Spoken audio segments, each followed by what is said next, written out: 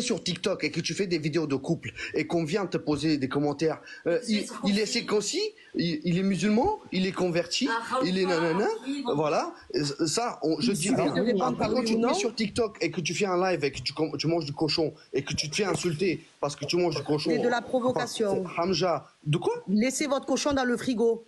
Comment ça, laisser votre cochon? C'est de la provocation. C'est attiser à la haine. On est chez nous et on peut pas On manger est tous chez nous. On est tous chez nous. D'accord? Non, mais ça, ce que tu fais, toi, c'est de la dictature, d'accord? Non, c'est vous. Salut, chers amis internautes. Alors là, vous allez entendre une audio. C'est des 2.0, comme d'hab, hein, qui parlent sur nous. Il y en a plein d'autres encore, mais je ne vais pas les citer. Je ne vais pas donner de l'importance. Et ça parlait sur nous, en mal, bien sûr. En particulier sur mes enfants.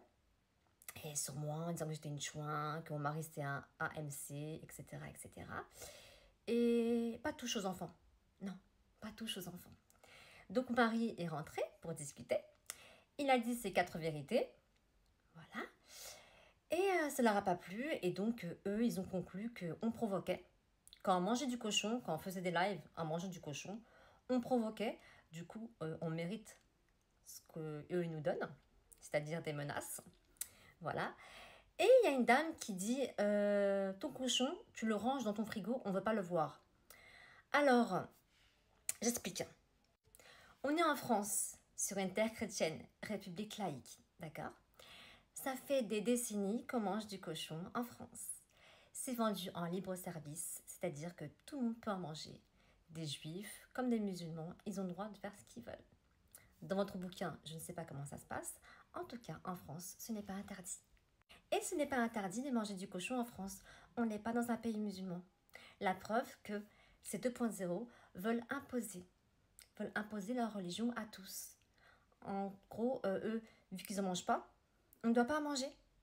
Si tu fais un live où tu manges des tacos, tout va bien. Si tu fais un live où tu manges du kebab, tout va bien.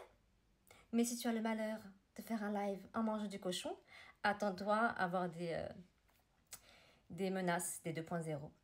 Et ils disent que c'est la provocation parce que tu manges du cochon, parce que ça leur convient pas. Et aussi, ça leur convient pas quand tu parles de religion.